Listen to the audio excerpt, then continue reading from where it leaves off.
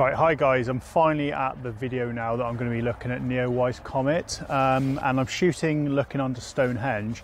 Now I've got a lot of other photographers here actually. I've come kind of close to the road, like I said in the last video. It actually does work out the best location, and a bit further down that way we can actually get the Comet right above Stonehenge. Looks really nice, get some really nice images doing that. We've still got the security guards here and they are flashing the torches around quite a bit, which is kind of interfering with the images we're getting. And it's a shame we can't really go up to it and kind of do a bit of light painting on it to improve Stonehenge and light it up a bit. I've been trying to do some longer exposure images to bring out some definition or bring out some lightness in the foreground and try and get some light on it. We do occasionally get help by the vehicles coming across the road here which shine a bit of light across the ground. The problem is to get those images we kind of have to shoot at quite high ISO, and then it kind of ruins the look in the ground anyway. It makes it very washed out. Also, I'm struggling to get a decent focus. I'm having to manually focus, and to get a good focus on the comet and the stars, I'm not getting a very good focus on the Stonehenge, shooting at very low aperture, very wide aperture to minimise the ISOs that I need and stuff like that and get a brighter image. So I don't think I'm going to be able to get an image with lots of definition in the foreground anyway. I don't really think it's going to work.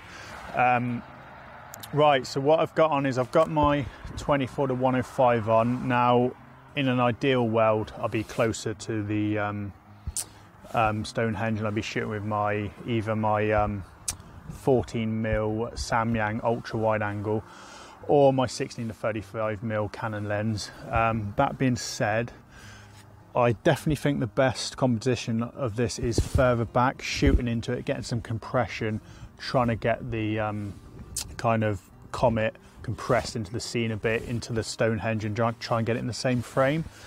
It is working quite well. It just, unfortunately, the 24-105 is probably not the best lens for the job, but we're working what we got anyway. I'll just go through the images I'm doing now. A lot of people, when it comes to astrophotography, they go really over the top. They start doing focus stacking, they start doing timed and star tracking and stuff like that. Now that is the way to go. The problem, if you're doing that type of stuff when you're shooting foreground as well, or astrophotography I'll probably call it, so it gets a bit tricky because you can't do timed or you can't do tracked images of the stars if you're also photographing the ground, because the ground will kind of move out of alignment. Which means you then have to do composites. You have to kind of take tracked images of the stars, and then you have to take a composite of the ground and you have to stitch them together, and it's just too much work for what I think I'm going to gain from doing it. So I'm doing very simple shots here, and I'm shooting, let's have a look at the last image. I've got quite a good one here. Hi guys, it's obvious I'm nowhere near that location anymore. I'm actually at home in the office, and in fact it's actually 3 months away from when I filmed that. I'll come to that in a bit, but I'm just going to first of all continue talking about what I was doing down at that location. I actually had a problem because I actually had the police turn up on me, and just as I was filming that bit there, so I had to kind of stop. What I was about to say really is just shoot with the lens I was shooting really. I was shooting my 24-105. That does cause a few problems with astrophotography. One, it's got a bit of vignetting in it. It's quite a heavy vignetting lens. Secondly, you can't get a very long exposure into it. It starts blurring the stars. That being said, I think what you really needed at that scene was compression. You needed to come further back, shoot quite far into Stonehenge, really compress that kind of comet and compress Stonehenge to really get it into the scene. I was actually happy with how the images came out then. I was talking in that clip you've just seen about maybe doing some composite type stuff. In the end I did do some really long exposure, high aperture shots of the ground, and I was going to kind of blend them and stitch them, do a bit of kind of composite with just having a different shot of the foreground with a different shot of the background.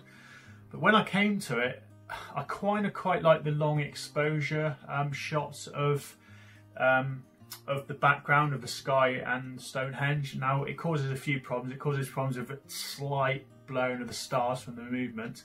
But what it did is, by shooting a long exposure, because the security guards were so overactive that night, and they're kind of walking around constantly searching with their lights. They kept on kind of lighting up bits of Stonehenge. They're kind of like light painting the henge for us, all the photographers automatically, which is really cool. So we've actually got some really cool shots with bits of the henge lit up. And the people that I've shown these images to, the first thing they pretty much asked was like, how did you get in there and light up the henge? And it wasn't us, it was literally just the security guards just being so overactive with their super bright torches that they kind of did it all for us. So I'm just going to kind of talk you through quickly on the computer, just show you what I've done. It's not going to be too much to show, but as I couldn't really show you the scene down there, I couldn't show anything like that, I'm just going to be going through just quickly on the computer really some of the images, how they come out, how I've adjusted them. It's not really that interesting because they're not composites, but it's just something to quickly show you. I'm going to be keeping it as short as I can. I'm not really going to show you each step, I'm just going to show you my kind of thinking behind each one. You can see there's quite some different style ones, quite dark ones with the foreground. I was going to try and do some composites like this one where you can see I've exposed for the sky and I've then exposed for the ground. Doing a really high aperture, really high ISO of 3200 there in a 30-second image. But in the end, when I started doing the portrait ones, which I like more, I kind of got shots like this, which I really like. They're 10 seconds, so there's not too much blurring in the stars. And an ISO of 2500, that's kind of acceptable for astro night stuff anyway. So I just kind of decided to keep them. Here's another shot. Slightly different colours in this one, taken slightly earlier I think, when we had a bit of different colour in the sky. They've obviously been edited slightly, and I've also got a black and white shot, but we're going to be focusing on this one, which is pretty much the finished image really. So all I'm going to really quickly show you through on this is what I've done to bring this up, because you do get a lot of people ask about astrophotography and what we do. Because there's no Milky Way in this shot, really, there's nothing really we had to overboost. The stars were quite bright, and it's nice to get that kind of haze coming up above the Stonehenge here. You don't really have to go over the top of this one, so I've done no adjustment, to be honest, to the white balance on this. You can see as it's shot. So I've not let Photoshop take over, left how the camera's taken it. I bring the exposure up to almost a whole one stop, just because I wanted to emphasize the light on that ground. I really like how the foreground's lit up in this image. There's a lot of pictures from Stonehenge that went up around this time, and not many of them really brought in colour light on the foreground. They're more silhouette-y, so I kind of quite like this look. Contrast, I brought the contrast down just because we had a lot of vignetting going on the top of the scene. I didn't want it to look too unnatural, so contrast has been brought down. Highlights, contrary to what you do in a normal landscape shot. If you're doing astrophotography, your highlights tend to be the stars, so by bringing the highlights up, you're going to improve the brightness in those stars and in the comet here. Shadows, 100% up in the shadows. There's going to be so much noise in this image, but really wanted to emphasize the kind of the foreground. You can see if I turn the shadows down, it really kills that kind of brightness in the foreground there. 100% on that. Bit extreme, going to be noisy, but you know, I like that effect. Again, whites are up slightly and the blacks are up slightly. By bringing the blacks up, we're going to increase the look of the noise, the light pollution, sorry, in the scene. You see by bringing it down, it looks a bit more natural. The problem is when you go down too far, you start getting gradients. So I've kept the blacks relatively high, washing out the scene slightly, but making it a bit softer and more natural. Clarity, always bring up the clarity. If you're doing a bit of astro photography, it always brings up the definition in the stars. Pretty much the image really, so I'm not going to talk about it anymore. Yeah, so just basically I was down shooting the scene, a bit of history on it really. The day before, shooting kind of landscape shots during the day, during sunrise of Stonehenge basically, or sunset, sorry, Stonehenge. And I bumped into security guards like 2-3 times. They were kind of a bit funny, just sort of just wondering why I was there taking pictures. I was on the kind of public lands, they can't really do anything about it. I had a few conversations with them. I kind of made them aware that I was going to be going down into field shooting it a bit later. They kind of pointed me to go down to the road area, which I got mistaken to start off with, so it's my own fault. I thought they meant somewhere else, so I went in the field. He came and had more friendly a go at me, because it was one of the other security guards. He just basically said, if you're going down here, go right by the road, don't go in this field, my supervisor won't like it. I then kind of said, you know, who owns the land? They don't actually own the land, the Heritage England there, so it's not really their land or their right to say who can and can't go on there. They kind of threatened me with trespass, saying that you know, if I was in there, they were going to report me to the police. But I just had a friendly chat with them. I said, look, I'm going to be going down here at, you know, 1 o'clock in the morning. I'm not going to go anywhere near the stone, so I'm going to be right down by the road. They were happy with that. Anyway, so I went down. I was shooting with all the other photographers. We had probably something like 10 of us there. 1 or 2 of them were in the field. Most of them were stood beside the road.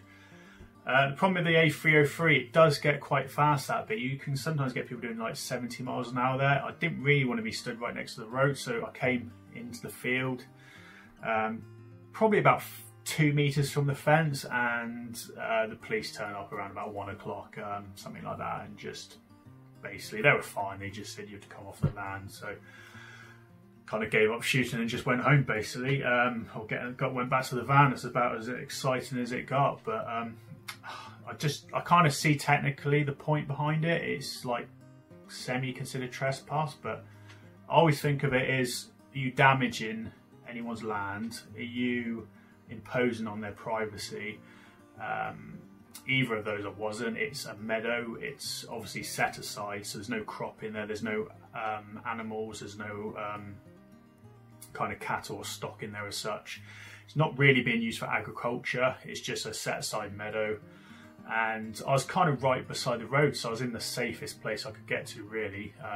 And I don't really think it's worth wasting the police's time at 1:30 in the morning, getting them to come out and have a few chats with a few photographers there. So kind of annoyed me, but you know, such is life. Why I'm talking about the delays anyway, of why it's taken me so long. I've been really busy recently with getting a new website up and running, and also doing a few things around that. That's why my YouTube is kind of taking a bit hit on the side at the moment. I do actually have a new website now, which I'm trying to sell my photography through. And in fact, I've sold already 1 or 2 of these prints from Stonehenge. It's quite cool. People do like them. I get quite good reviews on them. I've been selling through Etsy and Amazon for a little while now. Etsy for about 4 years.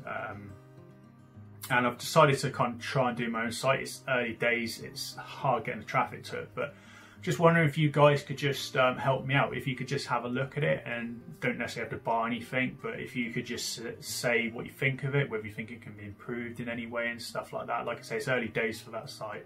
It's only been there for about 2 weeks.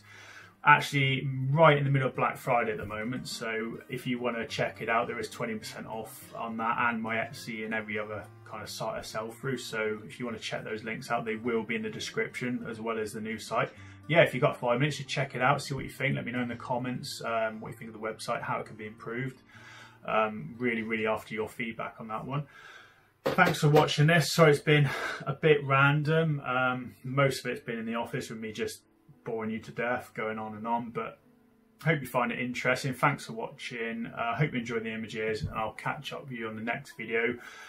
I have done about 5 videos since I've done this, and I've been down to Cornwall as well doing them, and got some really nice shots there. So I have got some content to come up, as long as I get the time to make it and put it up. Hope you enjoy it. Thanks for watching. I'll catch up with you on one of the future videos.